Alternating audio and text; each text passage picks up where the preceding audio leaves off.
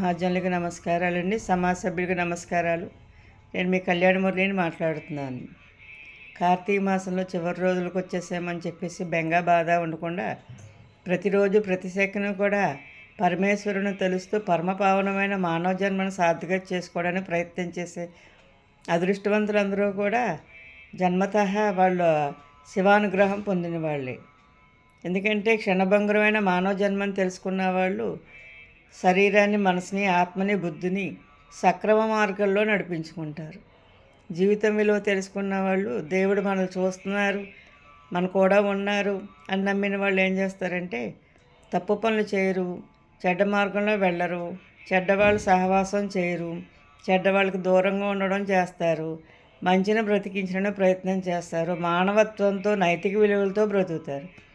అలాంటి వాళ్ళు దేవుడికి నచ్చేవాళ్ళు, దేవుడు మెచ్చేవాళ్ళు కనుక ఎట్టి పరిస్థితుల్లోని క్షణభంగురమైన మానవ జన్మని అర్థం చేసుకుని దేవుని పాదాలను పట్టుకుని మంచి మార్గంలో వెళ్ళాలని ప్రయత్నం చేసే వాళ్ళందరూ కూడా మహా అదృష్టవంతులు ఈ ప్రపంచంలోనే. ఎలాన్ మస్క్ అయినా ఎవరైనా సరే వాళ్ళ టాలెంట్ నిరూపించుకొని శాశ్వతంగా చరిత్రలో ఉండిపోవడానికి ప్రయత్నం చేస్తున్నారు.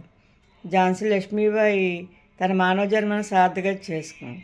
అలాగే ప్రతి ఒక్కళ్ళు కూడా కర్తవ్యాలని, బాధ్యతల్ని నిర్వర్తిస్తూ ఉన్నతమైన వ్యక్తిత్వంతో సమాజానికి ఉపయోగపడే విధంగా ఉండాలి తప్ప సమాజ హానికరమైన పనులు చేయకూడదు.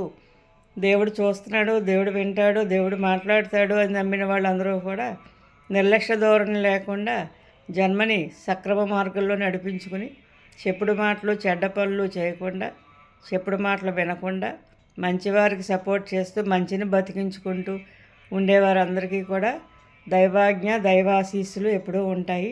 మంచివారికి మంచి జరగాలి, చెడ్డవాళ్ళలో మంచి మార్పు రావాలి. శుభం భూయాత్. మీ కళ్యాణి మురళి.